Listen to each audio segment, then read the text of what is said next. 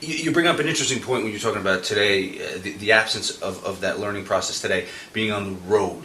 You know what they do? They have these developmental territories that crop up now. But you're right. What is lost is that journeyman experience. Yes. Working for the fans in Dallas, and then working for the fans maybe in San Francisco for a while, and then going up to Portland and working for the fans. You learn the country. You learn the different personalities of different areas. And of the you country. also learn different styles. Like Texas was a hardcore, I guess you would call it, stiff. If you came to Texas and you were going to wrestle in Texas, you were going to make a name for yourself.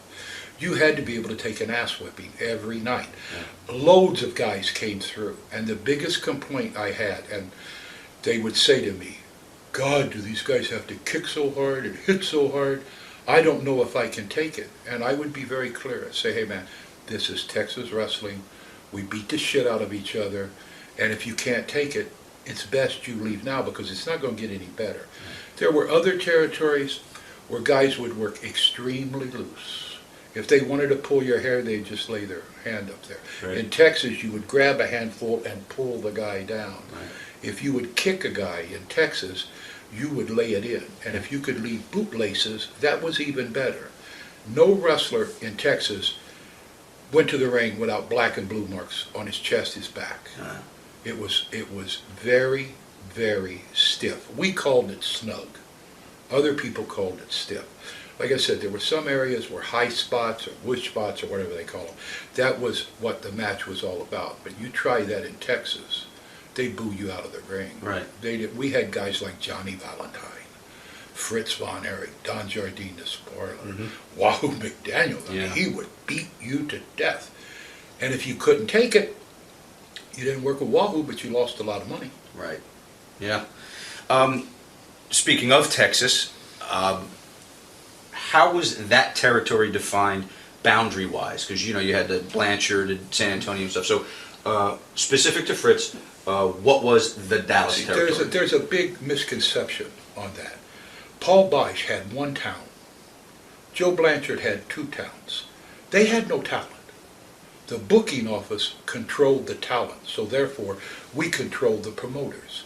We had anywhere between 16 and 18 guys in our booking office in Dallas while I was the booker. I didn't want to keep more than that because if I had 20, 22, some guys would be off. Right. And I tried to keep it anywhere between 14 and 16 guys. Now, without the Dallas booking office, Joe Blanchard, where could he get his talent? Would he fly everyone in from Bill Watts? Would he fly everyone in from Vince? Right. The same thing with Paul Boesch. So that's a misconception that Dallas was just a little place here, then Paul and Joe were separate. They weren't. Without the talent from the Dallas booking office, they had no talent. Mm-hmm. If I would say to Joe one day, look, Joe, we're no longer interested in booking your town because it's not profitable for us, where would Joe go? Would he go to L.A. to Mike LaBelle and fly in 12 guys? Would he go to Bill Watts and fly in 12 of Bill's guys? And do you think that Bill would allow them to use his talent anywhere, any way they wanted to? That was my big problem. Two big problems in Texas in the booking office. Paul Boesch liked to use world's champions. He didn't care if it was AWA, WWE, or NWA. And that was constant problems for me as the matchmaker because I was a matchmaker for the National Wrestling Alliance. And every time he'd bring in Bruno or he'd bring in Nick Bockwinkel, I would catch hell from half the alliance. Gary, you got to stop doing this. But I was under a situation where I was booking Paul's towns and he was paying us 40% of the gross. The same thing with Joe Blanchard. So I had to allow them the freedom to bring people in occasionally. But it's a misconception that Joe had a separate territory and Paul had a separate territory. No, Paul did not have any wrestlers that he employed. Joe Blanchard had no wrestlers he employed. All the wrestlers, if you wanted to come and wrestle in Texas, you called the Dallas booking office. You talked to Danny Pletches before me and Red Bastine before me. But as of 1976 until 1982, I was the guy. If you were going to come to Texas and work for Paul or Joe, you came through me. That's interesting. If I didn't want to use you, then Paul didn't have a chance to use you. But it's a big misconception, like it was three little different territories. It wasn't. There was Houston, San Antonio, Corpus, Dallas, Fort Worth, and then spot shows. But every piece of talent, the bulk of the card came from my office, and I ran the show. I did what I wanted to do, because you got to remember, I had to keep my talent happy or they would leave. So I couldn't allow Joe Blanchard nor Paul Bosch to just use my talent any way I could. Sure, of you course. just can't do that. And that is a big misconception. Another thing people don't understand, not only did we have Dallas, Fort Worth, San Antonio, Corpus Christi, and Houston, we had Amarillo, we had Lubbock, we had Abilene, we had San Angelo, we had El Paso, we had Lawton, Oklahoma. We had about 32 towns. But, you know, revisionist history goes around. And most of the things that you hear about world class is not necessarily true. There was one power in Texas that was Fritz von Erich and who his booker was. Paul could not live without him. Joe could not live without him. A fact. Joe broke away in '79. He died a horrible death. Paul Bosch, one of the greatest promoters ever in wrestling, broke away in '79. He went a couple of years with Bill Watts, couldn't get along with Bill Watts. He went with Joe Blanchard, couldn't get along with Joe Blanchard. He went with Vince McMahon, he couldn't get along with Vince McMahon.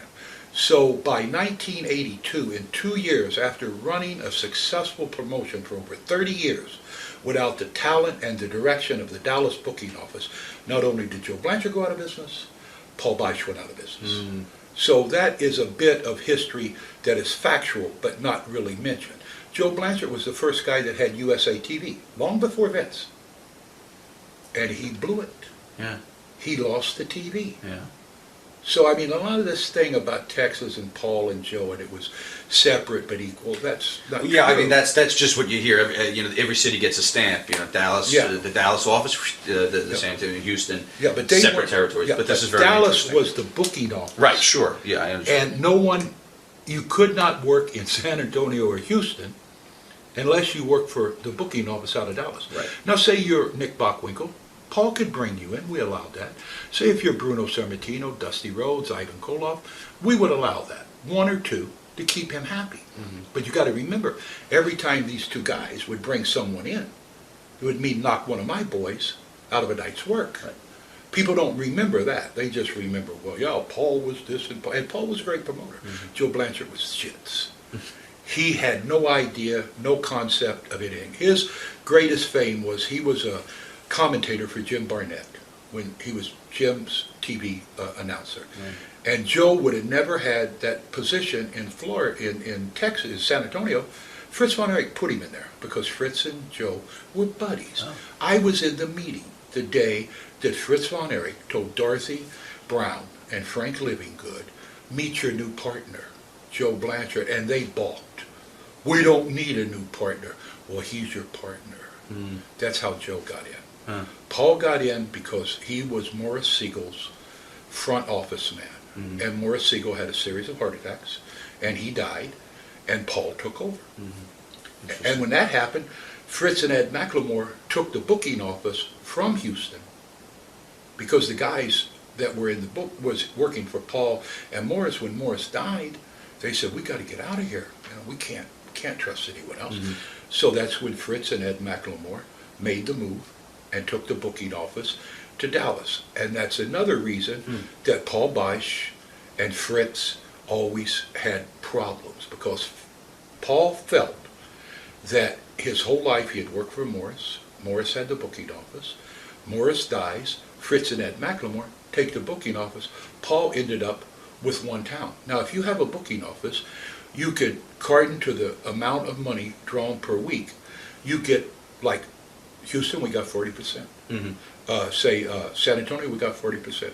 West Texas, with the Funks, we would only get 30, because when you get smaller arenas and smaller venues, you got to allow them to get a little more money. Sure. But Dallas, Texas, Fritz von Erich, was the power in Texas. Mhm. These other guys were his associates, and without him, they could not live.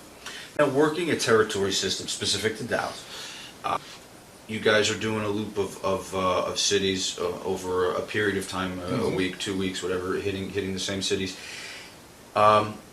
What did you travel with? Did you travel with the ring? Did you travel with, or were No. were they at the venues, the individual No, venues? each town, Paul Bosch, Sam Houston Coliseum, Uh-huh. he had his own ring. Okay. Joe Blanchard, the Hemisphere, or the Joe at Harry, had its own ring.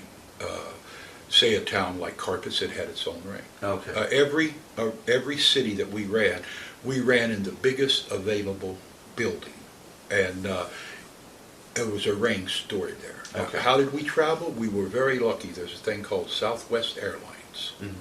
and we could fly at very reasonable prices. Like you could fly to Houston round trip, $36. Mhm. You could go to probably Amarillo for 45. So we were traveling by plane long before most wrestlers because of Southwest Airline and Braniff.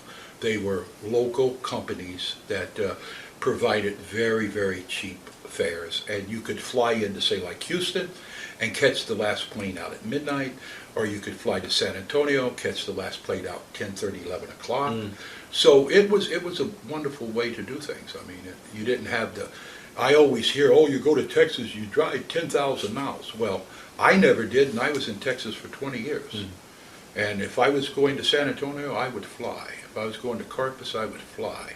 Amarillo, Lubbock, Midland, Odessa, El Paso, I flew at my own expense, Mhm. at my own expense. But it was so reasonable. Right. I mean, to drive your car and tear up your car and Sure. worry about fans cutting your tires or breaking your windows, take a cab in, you take a cab out. So Right. every promoter had his own TV, like Paul Bosch. He had his own TV station, he had his own truck that would come to the arena and tape it. Joe Blanchard had a TV station that provided him with a truck. Mhm. The only thing that I provided, and well, Fritz and I, was talent. I would come in, I would book your show for you with you helping. You know, if you wanted something special, I'd say sure, fine, no Mhm. problem with me. Then the night of the show, I would show up that afternoon. I would go over your TV with you, see what direction you wanted to go, and then I would run their shows for them as their matchmaker. So let's talk about TV for a minute. As a book.